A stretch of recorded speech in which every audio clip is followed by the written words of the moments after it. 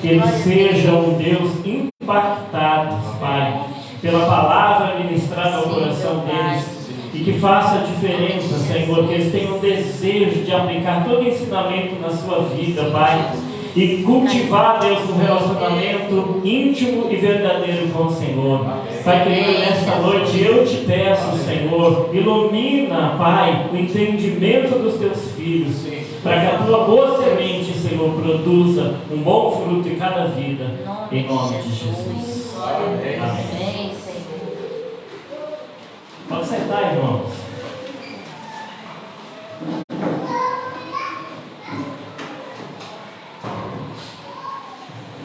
Glória a Deus. Aleluia. Louvado seja o nome do Senhor. Pega a palavra de Deus aí. Vamos ler um texto da Bíblia aqui, no Evangelho de Lucas.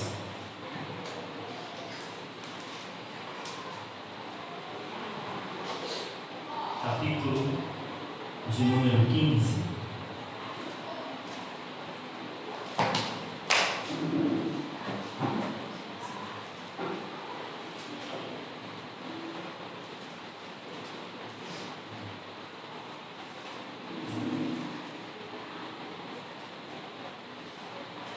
Bem, já acharam aí? Lucas 15?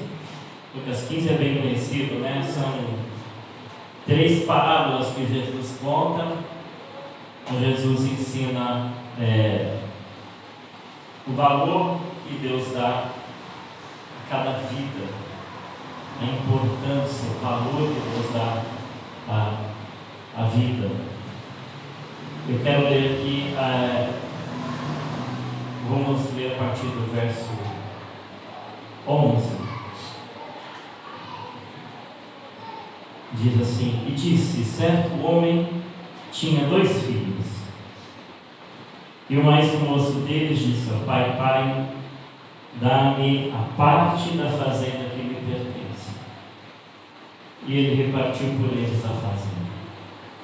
E poucos dias depois, o filho mais novo, ajuntando tudo, partiu para uma terra longínqua e ali desperdiçou a sua herança, vivendo dissolutamente.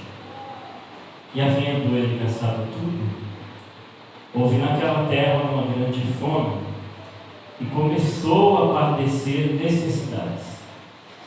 E foi e chegou-se a um dos cidadãos daquela terra, o qual mandou para os seus campos a apacentar porcos. E desejava encher o seu estômago com as bolotas que os porcos comiam, e ninguém lhe dava nada. E tornando em si disse: quantos trabalhadores do meu pai têm abundância de pão, e eu aqui pereço de fome. Levantar-me-ei e irei ter com meu pai e dir-lhe-ei: pai, pequei contra o céu e perante ti. Eu já não sou digno de ser chamado teu filho. Faça-me como um dos teus trabalhadores. Levantando-se foi para o seu pai, e quando ainda estava longe, viu o seu pai, e se moveu de íntima compaixão, e correndo lançou-se-lhe ao pescoço e o beijou. E o filho lhe disse: pai, pequei contra o céu e perante ti, e já não sou digno de ser chamado teu filho. Mas o pai disse aos seus servos: trazei depressa o melhor vestido e vestido, ponde-lhe um anel na mão e sandálias nos pés. Tragam também um bezerro cevado, matai-o. Comamos e alegremos, porque este meu filho estava morto e reviveu, tinha se perdido e foi achado. E começaram a alegrar-se. E o seu filho mais velho estava no campo, e veio e chegou perto da casa, e ouviu música e danças. E chamando um dos servos, perguntou-lhe o que era aquilo. E ele lhe disse: veio teu irmão, e teu pai matou o bezerro cevado, porque o recebeu são e salvo. Mas ele se indignou, e não queria entrar. E saindo, o pai não estava com ele. Mas respondendo ele, disse ao pai: eu te sirvo há tantos anos, sem nunca transgredir o teu mandamento. E nunca me deste um cabrito para alegrar-me com os meus amigos. Vindo, porém, este teu filho, que desperdiçou a sua herança com meretrizes, o Senhor fez um banquete e matou o melhor bezerro. E ele então respondeu: filho, sempre estás comigo, todas as minhas coisas são tuas. Era justo nos alegrarmos e folgarmos, porque este teu irmão estava morto e reviveu, tinha perdido e foi achado. Amém? Amém. História maravilhosa, né? A palavra de Deus é tremenda, é maravilhosa. Vamos orar.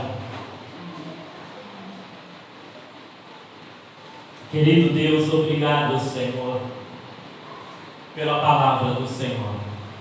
Que os teus ensinamentos, meu Deus, sejam revelados a nós. Que as verdades, meu Deus, contidas neste texto, na tua palavra, venham penetrar, Senhor, no íntimo do nosso coração, da nossa alma. Venha arrancar, Senhor, raízes de amargura, tristezas, angústias, traumas. Venha trazer cura, Senhor, à nossa alma. Venha trazer refrigério. Venha trazer para nós a revelação de quem Tu és, meu Deus. E de qual é o olhar que o Senhor quer que nós tenhamos do Senhor, Pai. Em nome do Senhor Jesus, nesta noite, Pai querido, que todo impedimento saia agora, caia por terra, Senhor. Que a Tua palavra possa ministrar aos corações, produzir o fruto para o qual ela está sendo enviada em cada um de nós, Pai, nesta noite, em nome de Jesus. Amém. Glória a Deus. Irmãos, este texto, né? Eu sei que vai ser até difícil os irmãos acordar aí. Vamos lá, porque eu também não estou ainda 100% de saúde, né? Mas estou aqui conforme a graça que Deus me deu, né? Pedindo a Deus que me dê capacidade nessa noite de transmitir para você aquilo que o Espírito Santo falou no meu coração. Primeira coisa que eu até já falei é com relação ao valor que Deus dá a cada um de nós, né?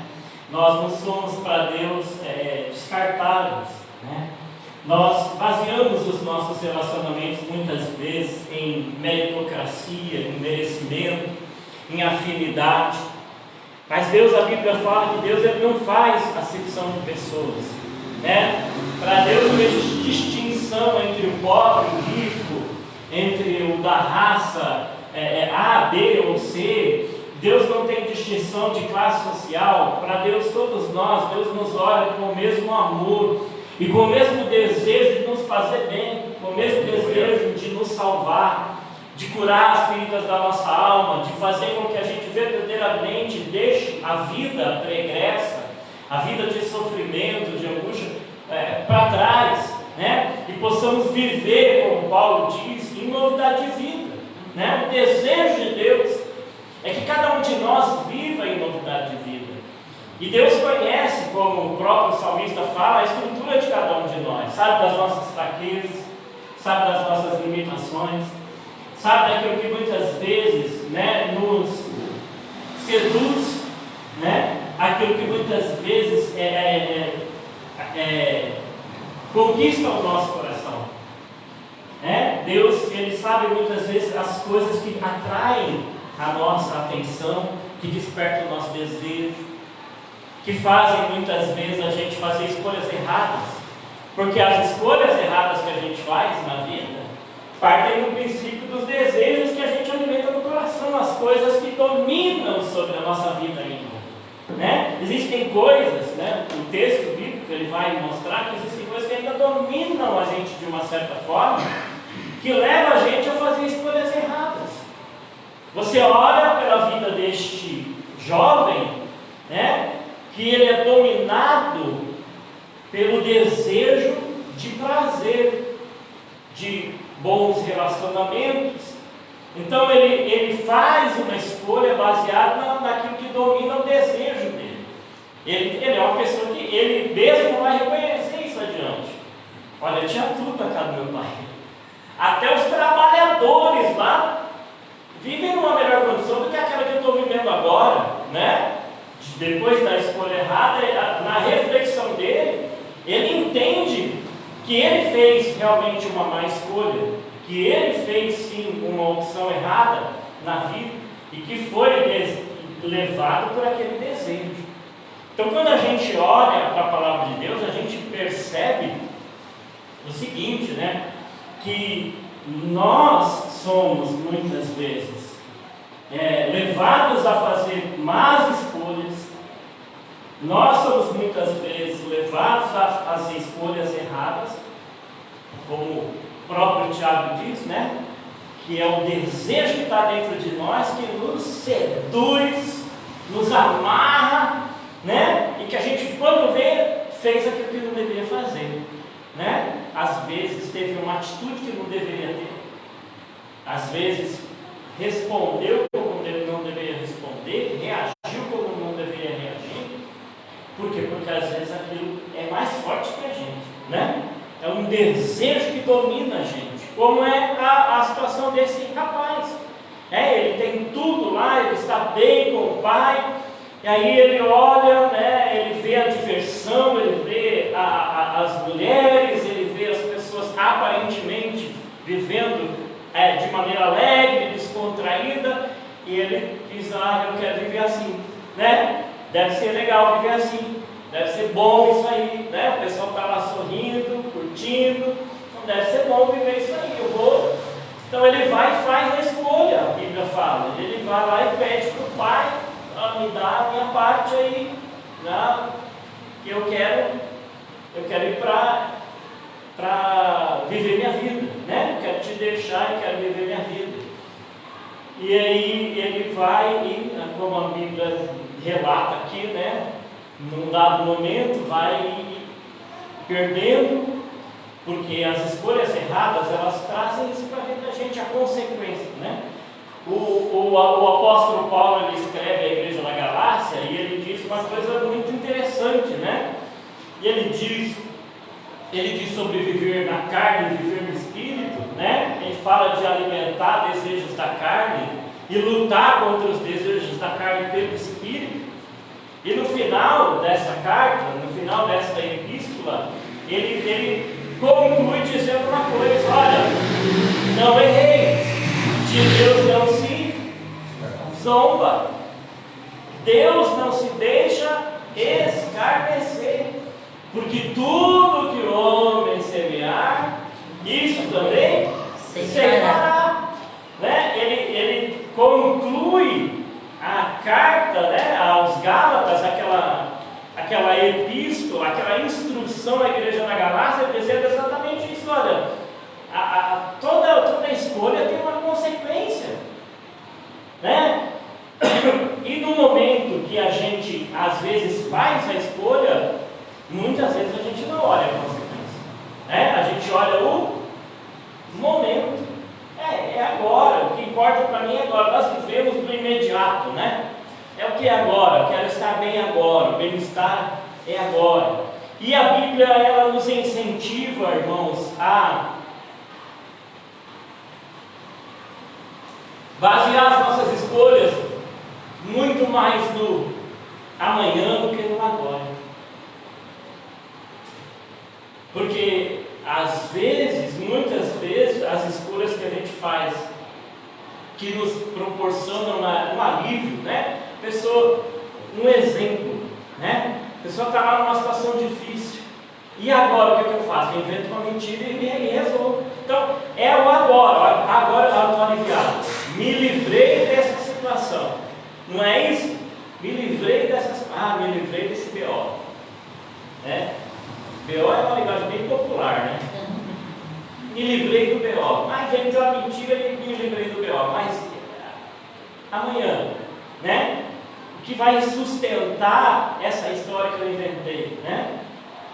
O policial, quando ele pega a pessoa, ele pergunta 10 vezes a mesma história, mas como é que era mesmo? E como é que foi? E aí a pessoa não consegue sustentar, porque foi uma história que ela inventou. E aí a história que ela inventou, ela não consegue sustentar. Por quê? Porque não é uma verdade, é uma mentira, né? É uma mentira. Então, quando a gente olha para o agora, para o imediato, muitas vezes, né, para a sensação, quando a gente vive, né, das sensações, dos sentimentos, muitas vezes a gente comete erros. Comete erros porque a gente está olhando para o hoje, para o agora, para o momento. E não existe coisa pior, irmãos. Não existe coisa pior para o coração, para a alma do homem, do que o sentimento de culpa. Não existe coisa pior para o coração do homem do que o sentimento de culpa. Jesus, quando ensina os discípulos a orar, ele diz assim, olha, no final da oração, diz assim, olha, ele diz assim, ó, perdoa as nossas dívidas, assim como nós perdoamos aqueles que nos devem. Porque o sentimento de culpa, primeiro, ele nos priva da graça de Deus. A graça de Deus, ela está disponível a todos. A graça de Deus está disponível a todos. Mas o sentimento de culpa priva as pessoas da graça de Deus. Impede de que as pessoas tenham acesso à graça, ao dom gratuito, à bondade de Deus. Você vê que esse sentimento de culpa levou esse jovem, a refletir e dizer, não, eu preciso ir e pedir perdão. Eu preciso voltar e pedir perdão. Por quê? Porque o sentimento de culpa fazia com que ele ficasse ali vivendo aquela situação, privado de tudo aquilo que o pai tinha para ele, privado dos bens do pai, privado da casa do pai, privado do carinho do pai, da atenção do pai. Aquele sentimento de culpa levou ele. Então ele pensa assim, para que eu possa restaurar o relacionamento com o meu pai, o que eu preciso fazer? Eu preciso ir lá e confessar, dizer, pai, eu pequei. Outra coisa que tem duas coisas aqui muito importantes, né? Que eu quero a minha linha de raciocínio nessa noite, que o Espírito Santo me deu, é justamente essa. Primeira coisa tem a ver com a culpa. A primeira situação tem a ver com a culpa. A culpa nos priva da graça de Deus. E a segunda coisa que é perturbadora é a pessoa ter a sensação de que ela tem alguma coisa para receber e não recebe. A pessoa que às vezes ela está esperando, ela tem. O general passou por isso aí recentemente. Ele estava contando dinheiro para receber a aposentadoria. No dia que ele fez, foi 65? Mas deu meia-noite e uma ele estava no computador. Meia-noite e uma ele estava lá enviando os dados lá para o governo, para poder receber aquilo que ele entendia, o que era um direito dele. Não é assim? Era um direito.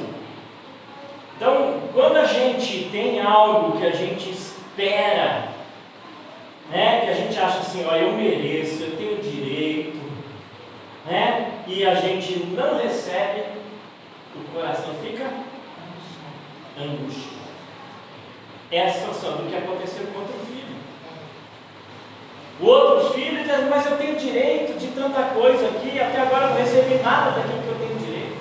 Eu ando na linha, eu ando da tua casa, eu te obedeço, eu faço tudo certo, não é assim? Faço tudo que é direito, e aí, cadê? Né? Aquela frustração de dizer assim, olha, eu tenho direito de algo e não recebi aquilo que eu tenho direito. E isso, irmãos, nós precisamos entender que existem princípios espirituais, existem verdades espirituais aqui, porque nós, irmãos, vivemos, né, e a gente aprende desde pequeno. Quando a gente vai para a escola, a gente aprende isso, querendo ou não. Hoje em dia, né, tem sido introduzida uma cultura diferente, inculcada na mente das pessoas uma cultura diferente. Mas a cultura que muitos de nós aprendemos é a cultura da meritocracia, né? O que eu faço me dá direito adquirido, né? Tenho direito adquirido diante de atitudes que eu tenho, diante de um esforço, né, que eu faço, diante de um preço que eu pago, né? Até mesmo na igreja a gente tem essa cultura, uma cultura da meritocracia. Eu paguei o preço, né? Paguei o preço de oração, pus lá o joelho no chão e paguei o preço, então agora eu tenho direito adquirido diante de Deus, né? Agora eu tenho direito adquirido porque eu paguei o preço. Eu pus o joelho no chão, eu dobrei o joelho, eu clamei, eu pedi, eu busquei. Não é assim que a gente pensa muitas vezes? O coração da gente, ele é voluntariamente menos. Por que eu estava falando com relação a isso? Porque hoje em dia, né, a gente aprendeu a ter a mente do capitalismo, né, que é justamente isso. E Paulo, ele diz isso. Paulo, ele fala dessa verdade espiritual. O que eu acabei de falar, que ele diz o que o homem semear, ele ceifará. Só que no mundo espiritual, o plantio e a colheita, a semeadura e a colheita é diferente daquela que nós fazemos no mundo físico, no mundo secular.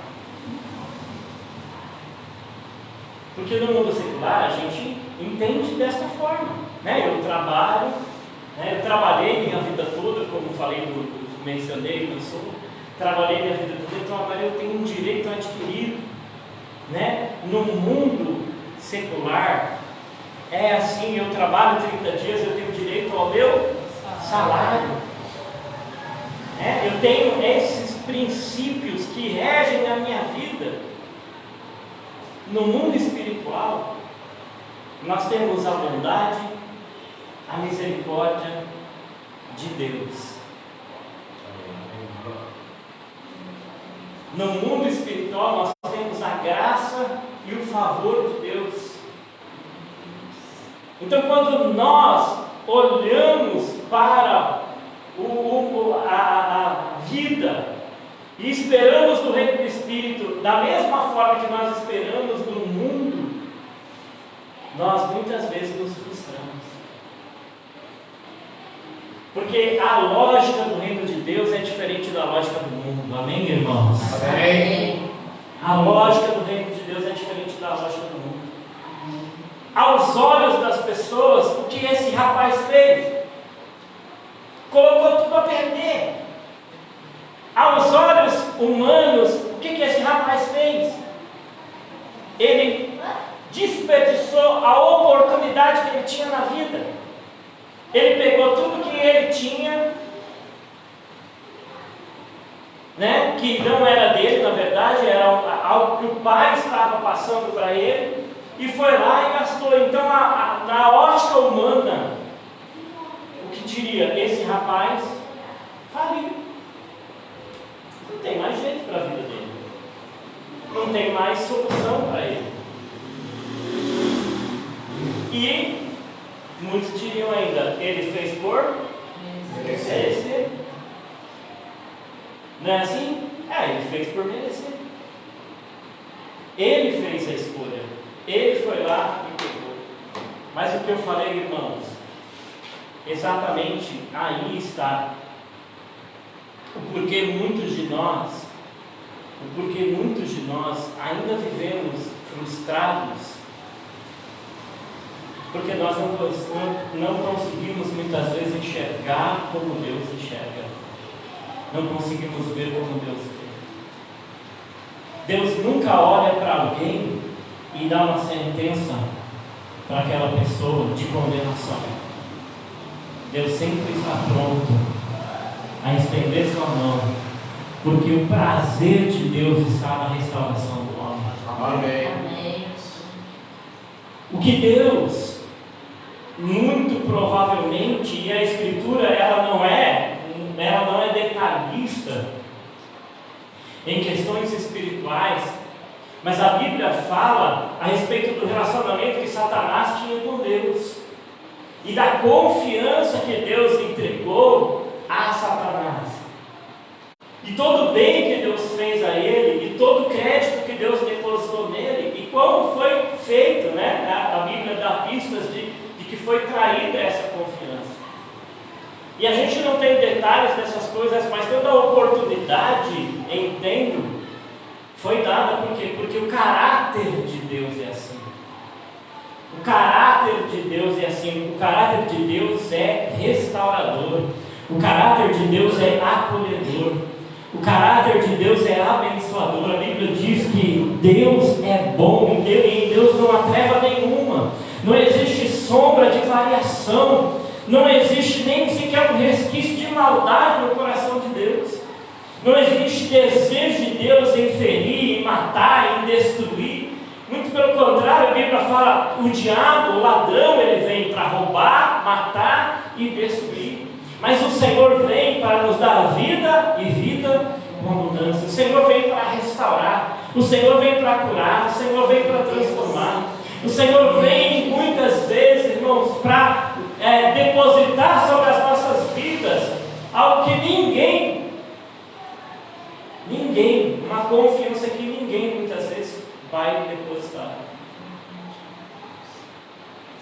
Um valor que ninguém vai dar. Esse é o coração de Deus. Quando a gente olha Jesus falando da história desse jovem, a gente vê, né, que muitos de nós condenaríamos esse jovem. Muitos de nós olharíamos para esse jovem e ele merece aquilo que ele está vivendo. Ele merece essa vida, foi a escolha dele. Mas quando a gente olha a visão espiritual e o que Jesus está falando, irmãos, é muito profundo para o entendimento do homem. É muito profundo para o meu entendimento, para o seu entendimento, o coração de Deus. Por isso que Paulo ele canta aquele hino, né, dizendo: ó, profundidade da riqueza, da sabedoria e do conhecimento de Deus, né? Quão insondáveis são os teus juízos.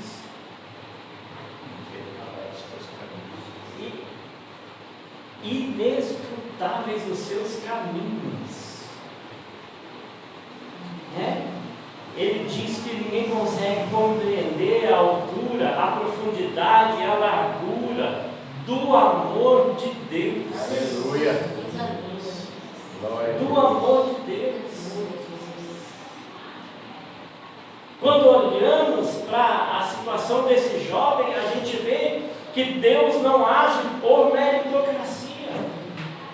Que o amor de Deus vai além do que aquilo que a gente possa merecer. Que por mais que a gente faça escolhas certas ou erradas, Deus está sempre pronto a nos restaurar. Aleluia. Ele está sempre pronto a nos curar, a nos levantar. Porque o desejo de Deus, como a própria palavra de Deus diz, é a aquisição da nossa salvação, é a redenção da nossa alma, é a transformação do nosso caráter, é a transformação da nossa vida. Então, enquanto nós estamos aqui neste mundo, Deus está dando a cada um de nós sempre a oportunidade de enxergar como Ele enxerga, de olhar como Ele olha, de ver como Ele vê. E Deus está despertando muitas vezes a nossa atenção justamente para isso, irmãos. Para que a gente muitas vezes não fique frustrado, esperando algo que a gente acha que merece e que não chegou e que não aconteceu, Porque conforme a bondade de Deus, a Bíblia diz, Ele é poderoso para fazer infinitamente mais, muito além daquilo que pedimos e pensamos, conforme o poder que opera em nós. Amém. Então não há situações na nossa vida, Deus não é devedor para conosco.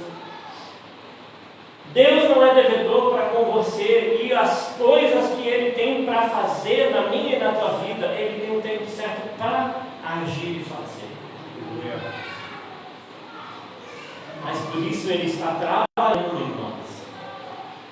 Como Ele diz lá aos Filipenses, eu achei tremendo a carta que ele escreve, porque ele diz assim: eu tenho certeza, eu estou plenamente certo, eu estou convicto de que aquele que começou a boa obra em vocês vai aperfeiçoá-la até o dia de Cristo Jesus. Amém. Ele sabe, irmãos, que Deus não começa a obra dele na vida de alguém e abandona essa pessoa no meio do caminho.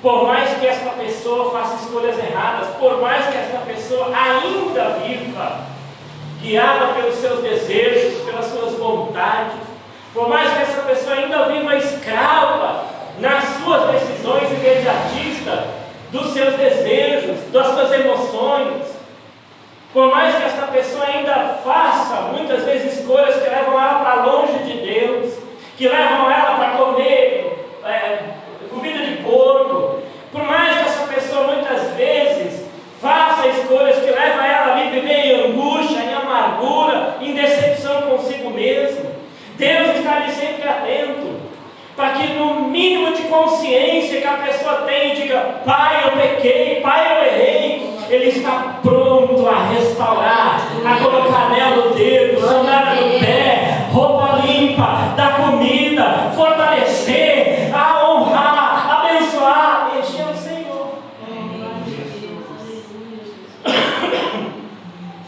Este é o Senhor.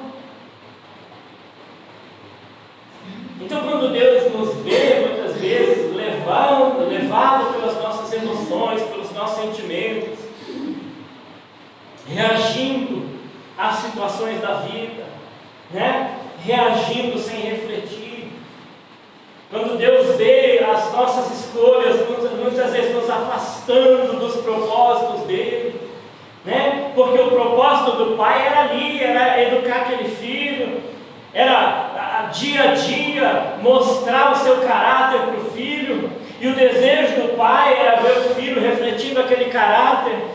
Mas num dado momento aquele filho deixa de olhar para o pai, deixa de olhar para o caráter do pai, para a bondade do pai, para tudo que o pai tem ali, e faz a sua escolha. E aí o pai observa, mas não abandona. A Bíblia diz que ele ficava ali, o pai, quando o filho ainda vinha longe, os olhos do pai já estavam ali, prontos. É tremendo isso, é glorioso isso. Sabe, irmão, porque a gente, baseado, como eu falo, nas nossas emoções, nas nossas decisões, nos nossos desejos, o que a gente às vezes quer muito, a gente vai fazendo coisas, tomando decisões, agindo, e os olhos de Deus estão sempre ali, esperando um momentinho de lucidez da gente, esperando um momentinho de despertamento, Opa! É bem melhor viver debaixo do cuidado do meu pai. É bem melhor viver debaixo do cuidado de Deus. É bem melhor viver a vontade de Deus. A minha vontade às vezes me sufoca. A minha vontade às vezes me leva a cometer equívocos. Mas é bem melhor viver a vontade de Deus. Como diz, ela é boa, perfeita perfeita e agradável. E ela é boa. Então, nesse momento de lucidez do filho, aquele despertamento, você vê a prontidão do Pai, você vê a prontidão de Deus. A prontidão de Deus em restaurar.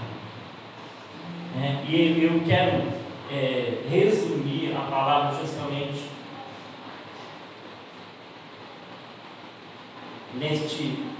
nesta reflexão. Eu quero resumir a palavra nessa reflexão. Não pense que você tem algo para receber e que Deus esteja se negando a te dar.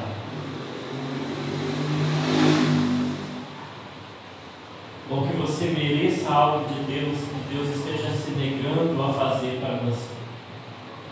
Reconheça Deus como um Pai bom. Um Pai bom, que sabe aquilo que é melhor para você.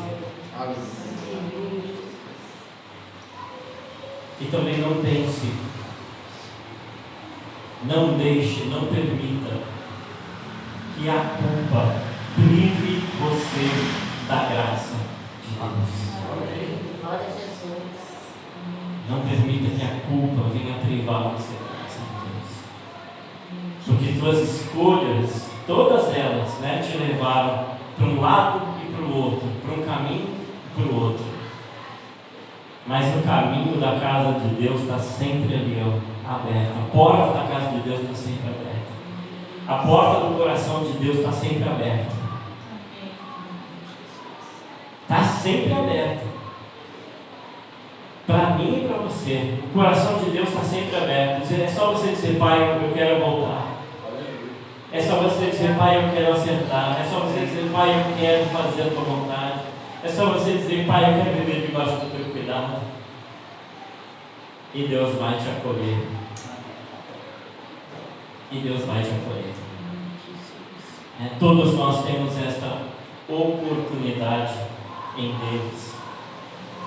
Existem verdades espirituais que elas podem trazer cura para o coração da gente. Elas podem trazer cura. E nessa noite eu entendo que Deus pode curar o nosso coração. Amém. E que Deus quer curar o nosso coração.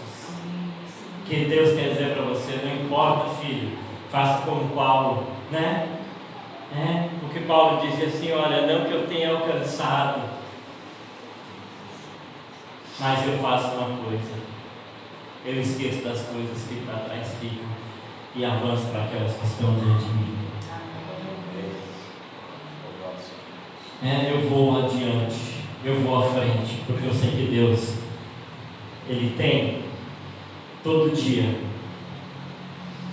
uma palavra de restauração para a minha vida. Todo dia Deus tem uma palavra de restauração para nós. Amém, irmãos? Vamos ficar em pé.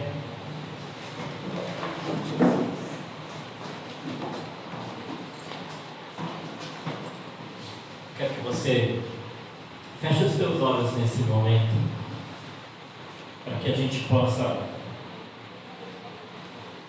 se apresentar diante de Deus. Irmãos, tem uma coisa muito importante que o Senhor falou no meu coração hoje. Quando Jesus revela a João, para que ele escreva uma carta à igreja em Laodiceia, ele diz, escreve ao anjo da igreja. E quando ele escreve à igreja de Laodiceia, ele faz ali algumas críticas àquela igreja. E eu acredito que a pior crítica que Jesus faz àquela igreja, ele diz assim, olha, eu tenho uma coisa terrível contra você.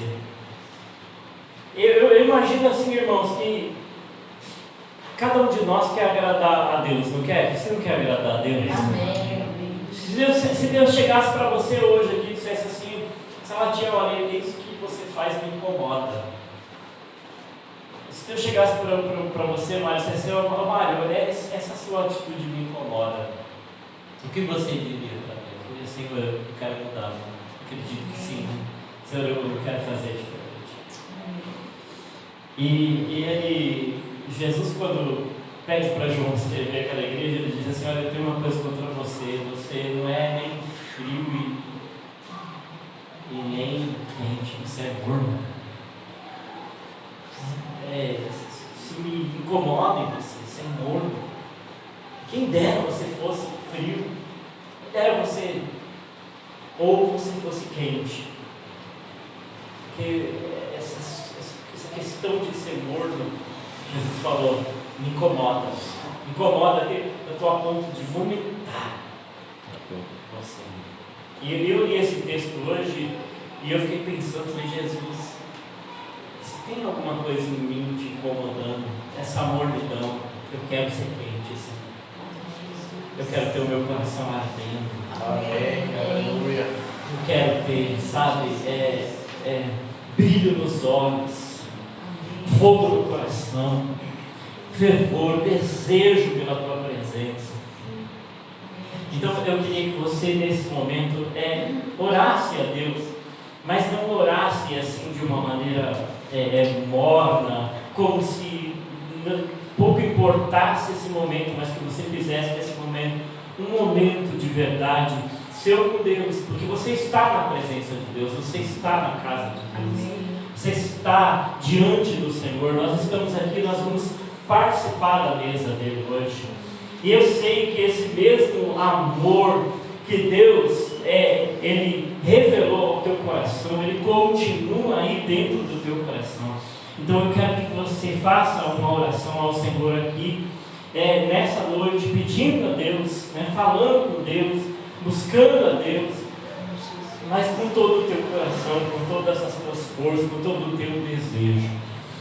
Meu Senhor amado e querido, eu sei, Senhor, que nós estamos diante da tua presença, Pai. Nós não estamos aqui, Senhor, ó Deus, simplesmente nos reunindo num domingo, mais um domingo, só, Deus, para passar o tempo, para cantar canções. Nós não estamos aqui, Senhor, porque nós nos acostumamos, meu Deus, a esses rituais, porque nós nos acostumamos, Senhor, a dedicar esse tempo, a separar este dia, estas horas do domingo. Não, Senhor, nós estamos aqui porque nós acreditamos que o Senhor está aqui, Pai. Nós acreditamos que a tua presença está neste lugar, que quando nós nos reunimos no teu nome, Senhor, o Senhor está presente aqui. Ó Senhor, o teu Espírito está aqui, o Senhor está aqui, meu Deus, e nós estamos aqui, Senhor, por causa de ti, Senhor.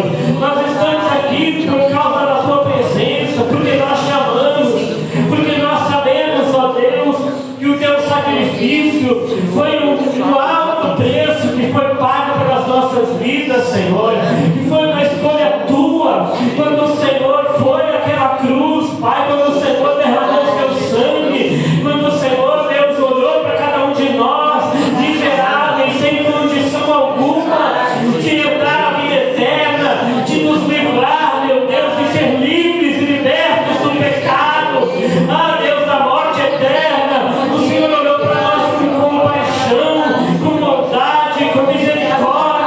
O Senhor olhou para nós com um amor tão grande, Deus, que Deus resolveu entregar a sua vida ali por nós, Senhor. Eu sei que aquilo custou, meu Pai, foi humilhação. Sim, Senhor, foi humilhação, foi dor, foi desprezo, foi abandono, foi tudo, Senhor, foi escarnecimento, ó, zombaria, Senhor. Tudo aquilo que o Senhor passou naquele dia, Pai, naquela noite de sexta-feira, toda aquela humilhação, a prisão, as acusações, Senhor, ó meu Deus amado, foi a prova do teu amor por nós, Senhor, foi a prova de que o Senhor ama cada um de nós, de que o Senhor quer, meu Pai, a nossa salvação, o nosso bem, meu Deus, a nossa libertação, a nossa vida restaurada, Senhor. O Senhor o Senhor quer nos dar, meu Deus, um presente maior, que nós possamos ganhar, quer dar a vida contigo, quer estar no céu, quer pisar, meu Pai, neste lugar tão maravilhoso que o Senhor preparou, as ruas de ouro, Senhor, um lugar de delícias, um lugar de onde não há tristeza, onde não há dor, onde não há pranto, onde não há morte, onde não há tristeza, onde não há, Senhor, nem sequer memória das coisas passadas, Senhor. Ah, meu Deus, como é bom, Senhor, saber que o Senhor tem para nós, meu Pai, este amor tão grande, este amor tão grande, este amor tão maravilhoso. Senhor querido, nesta noite eu te peço, ó Senhor, vem curar corações aqui, vem curar vidas nesta noite, vem arrancar, Senhor, ó Deus, sementes malignas, raízes de amargura, frustrações, tristezas, decepções, vem curar, Senhor, trazendo alegria, renovando esperança, Senhor, renovando, Pai, o ânimo, a fé, oh Deus, restaurando corações, restaurando casamentos, restaurando relacionamento familiar, restaurando pais com filhos, restaurando filhos com pais, relacionando, Pai, entre amigos. Senhor, venha, Deus, e derrama sobre nós, meu Pai, a unção do Teu Espírito Santo, a unção poderosa que liberta, que transforma, que cura, que faz, meu Pai, renovar a alegria, o ânimo, a esperança, Senhor. Vem nesta noite, opera, Senhor, em nossas vidas, opera no meio da Tua igreja, restaura o fervor espiritual, ó Deus, a fome, a sede pela Tua presença, o desejo de andar, meu Pai, contigo, de ter Teu cuidado, de ter Tua proteção, de ter, Senhor, Tua atenção, de saber, meu Pai, que nós pertencemos a Ti, Senhor, que nós não estamos entregues a este mundo, Pai, este mundo que está no maligno, este mundo que está, Senhor, caminhando para a destruição, esse mundo, Pai, que está tão distante do Senhor, este mundo que está negando, meu Pai, oh Deus, o Teu amor, que está voltando as costas para o Senhor, que está recusando e rejeitando este amor, Pai.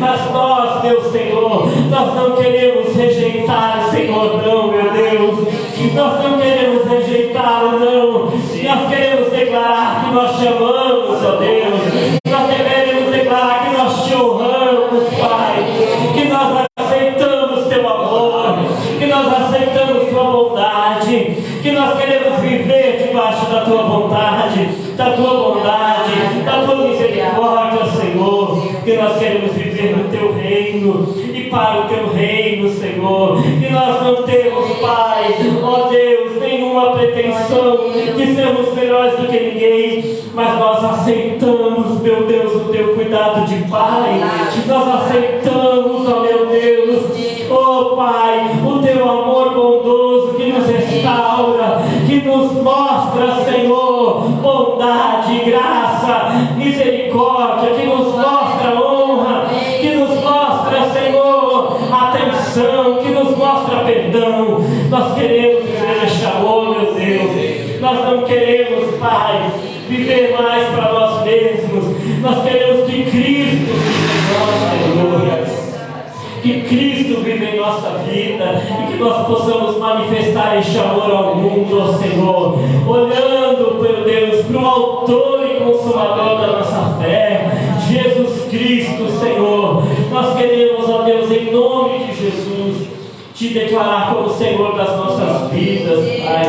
Que venha o Teu reino, que venha o Teu reino, Senhor, que venha o Teu reino e seja feita a Tua vontade aqui na terra como é no céu, meu Deus, em nome de Jesus, ó Deus. Aleluia. Cadê a Eliade? Vamos participar das feiras. cheio do Senhor. Amém, Jesus. Aleluia.